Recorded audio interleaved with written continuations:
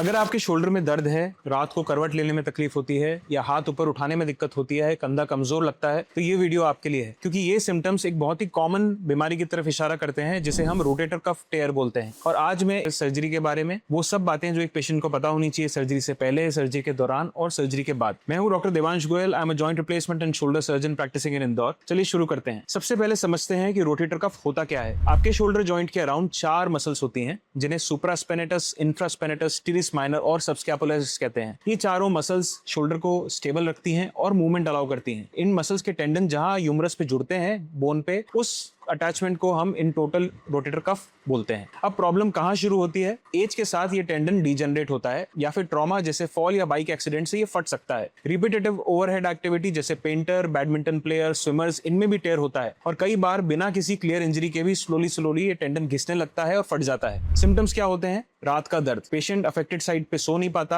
हाथ ऊपर उठाने में दर्द होता है, कमजोरी होती है जैसे कि कंघी करना, शर्ट पहनने में मुश्किल होती है, वीकनेस लगती है, आप कुछ भी भारी उठाने में स्ट्रगल करते हैं, कुछ फेंकने में स्ट्रगल करते हैं, ऐसा लगता है जैसे अंदर कुछ अटक रहा हो या ताकत ना हो। इसका डायग्नोसिस कैसे होता है? पहले क्लिनिकल एग्जामिनेशन पे कुछ स्पेसिफिक टेस्ट होते हैं जिसमें हम ये असेस करते हैं कि आपकी कौन सी मसल्स काम कर रही हैं और कौन सी कमजोर हैं। फिर एक्सरे पे बोन चेंजेस देखते हैं और कंफर्मेशन उसकी होती है एमआरआई से, जो कि ये दिखाती है कि टेयर एग्जैक्टली किस साइज का है, किस मसल का है, मसल की क्वालिटी कैसी है और क्या उसे रिपेयर किया जा सकता है नहीं। क्या हर रोटेटर कफ टेयर को सर्जरी की जरूरत है? इसका ऑनेस्ट जवाब है नहीं। Small tears, partial tears, elderly patient, बूढ़े पेशेंट जिनकी डिमांड कम है, जिनको पेन ज्यादा नहीं है या जिनको आर्थराइटिस हो साथ में, उनमें हम फिजियोथेरेपी, इंजेक्शंस और एक्टिविटी मॉडिफिकेशन से इलाज कर सकते हैं। लेकिन अगर टेयर बड़ा है, यंग एंड एक्टिव पेशेंट है, फुल थिकनेस टेयर है, फिजियोथेरेपी के बाद आराम नहीं हो रहा है, दर्द और वीकनेस बनी हुई है, तो सर्जरी की जरूरत पड़ती है। और एक और इंपॉर्टेंट पॉइंट, अगर टेयर को इग्नोर किया जाए तो समय के साथ साथ ये टेयर बढ़ता है, टेंडन रिट्रैक्ट हो जाता है, मसल की एट्रोफी हो जाती है और फिर उसे रिपेयर करना भी पॉसिबल नहीं रहता। तब ऑप्शन सिर्फ एक बचता है कि शोल्डर को रिप्लेस किया जाए, जो कि अपने आप में एक बड़ा ऑपरेशन है और क्रूशियल डिसीजन है। अब बात करते हैं सर्जरी की।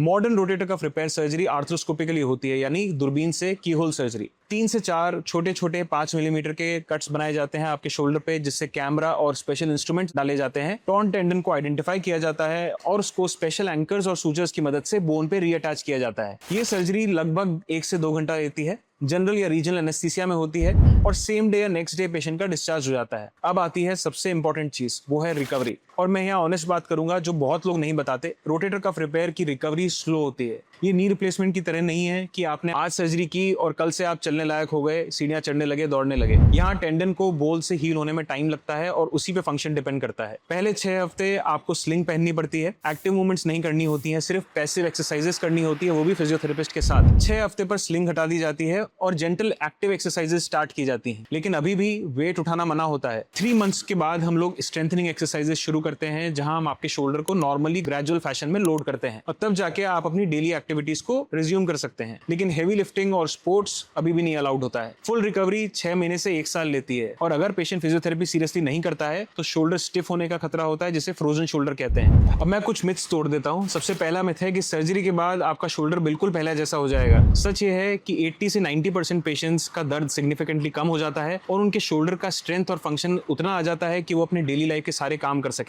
बट अगर आप उसको दूसरे शोल्डर से कंपेयर करें तो आपका शोल्डर उतना मूवमेंट करने लायक और स्ट्रांग होगा या नहीं होगा, इसकी कोई गारंटी नहीं होती। दूसरा मिथ ये होता है कि सर्जरी के बाद आपका टेंडन दोबारा कभी नहीं फट सकता। सच ये है कि रीटेयर की पॉसिबिलिटी होती है, स्पेशली बड़े टेयर्स में, स्मोकर्स में, या फिर जो पेशेंट्स पोस्ट ऑप प्रोटोकॉल को ठीक से फॉलो नहीं करते। अब एक और इस बात जो शायद आपको कोई और नहीं बोलेगा, रोटेटर कफ रिपेयर सर्जरी के रिजल्ट सर्जन के एक्सपीरियंस पे भी बहुत हद तक डिपेंड करते हैं, एंकर के प्लेसमेंट पे, टेंशन पे, सूचर टेक्निक पे, और हर एक स्टेप मैटर करता है। इसलिए अपने सर्जन से आप जरूर पूछें कि वो कितने समय से रोटेटर कफ रिपेयर कर रहे हैं, उनकी क्या ट्रेनिंग रही है, उनका वॉल्यूम क्या है और उनकी सर्जिकल टेक्निक क्या है। क्या वो ऑल आर्थ्रोस्कोपिक करते हैं या ओपन करते हैं, क्या वो डबल एंकर करते हैं, क्या वो नॉटलेस टेक्निक से करते हैं या नॉटेड टेक्निक से करते हैं। एक और बात याद रखिए, शोल्डर बॉडी का सबसे मोबाइल जॉइंट है और सबसे कॉम्प्लेक्स भी। इसकी सर्जरी एक आर्ट है और उसकी रिकवरी एक डिसिप्लिन। अगर दोनों सही हो तभी पेशेंट अपनी नॉर्मल लाइफ पे वापस लौटता है और एक अच्छा रिजल्ट मिलता है। मुझे कमेंट में बताइए कि आप में से कितने लोगों को शोल्डर में पेन है। अगर ये वीडियो आपको हेल्पफुल लगा